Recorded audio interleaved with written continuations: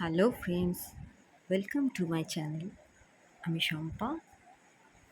আমার চ্যানেলে আজকে ফার্স্ট টাইম আমি লং ভিডিও পোস্ট করছি।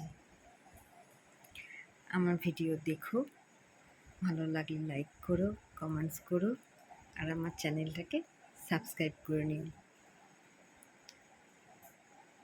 আজকে রান্না করব দেশি মুরগির ঝোল, একদম সাধারণভাবে ঘরোয়া পদ্ধতিতে।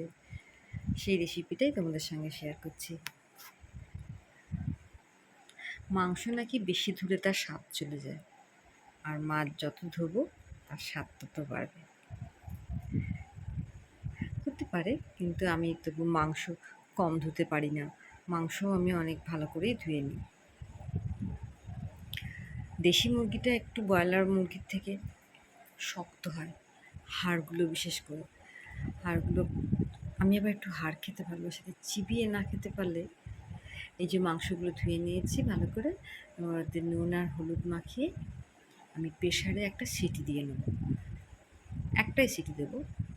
এর মধ্যে পরিমাণ মতো জল দিয়ে দেবো, যতটা ঝোল আমি রাখবো সেই ঝোলের পরিমাণ জলটা দিয়ে প্রেশারে একটা সিটি দিয়ে নিলাম। তারপর আলু ছাড়া তো মাংস যেন ভালোই লাগে না। মাংসের ঝোলে আলু যেন মাংসের থেকেও প্রিয়।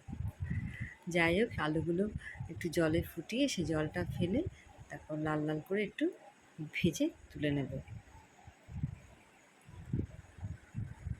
এখানে 4টে পেঁয়াজ, 2টো টমেটো, 4-5টা কাঁচা লঙ্কা, একটা রসুন আর একটু আদা এটা নিয়ে নিয়েছি। এবার তেলে একটু জিরে, শুকনো লঙ্কা আর গোটা গরম মশলা এবং দারচিনি, লবঙ্গ, এলাচ আর কটা গোলমরিচ এই আমি ফোড়ন দিলাম। ফোড়ন দিয়ে 2টো পেঁয়াজ আমি কুচি করে নিয়েছি, সেই কুচি করা পেঁয়াজগুলো তেলে দিয়ে দেবো। দিয়ে কিছুক্ষণ নাড়াচাড়া করে ভেজে নেব, যতক্ষণ না পেঁয়াজের কালারটা একটু চেঞ্জ হয়। তারপর আদা, রসুন আর ওই লাল কাঁচা লঙ্কাগুলো বেটে নিয়ে সেই পেস্টটা দিয়ে দিলাম। আবারও কিছুক্ষণ নাড়াচাড়া করব, একটু ভাজা ভাজা করে এর মধ্যে বাকি 2টো যে পেঁয়াজ ছিল সেই পেঁয়াজ 2টো বাটা বেটে দিয়ে দেবো।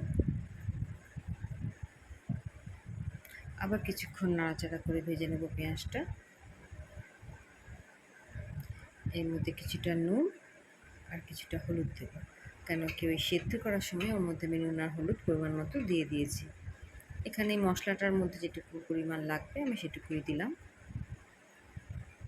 তারপর বাকিটা একদম রেডি হওয়ার পর আমি টেস্ট করে নিয়ে নুনটা দেব।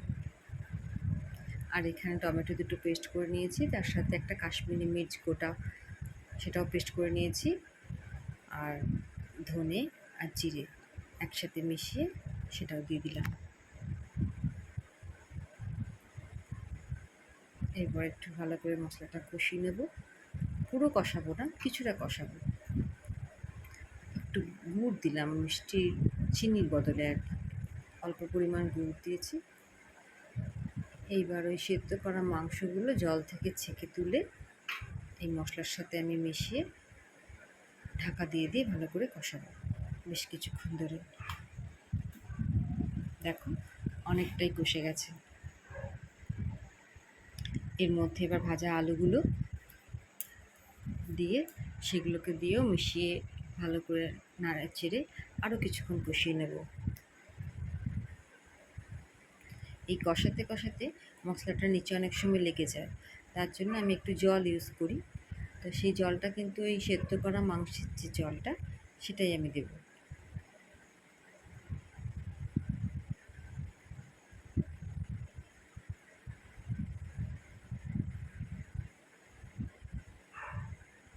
এইভাবে বেশ কিছুক্ষণ ভালো করে নেড়ে চেড়ে কষিয়ে নেব মাংসটাকে।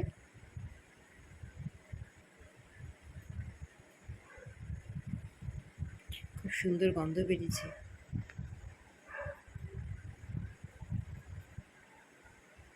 এবার একটু গোলমরিচ দিয়ে দিলাম। দেখো জলটা দেওয়াটা আমার দেখানো হয়নি, তবে আমি ওই সেদ্ধ মাংসের যে জলটা রাখা ছিল প্রেসারে, আমি সেটাই দিয়ে দিলাম। মাংস আমার অলরেডি ডান।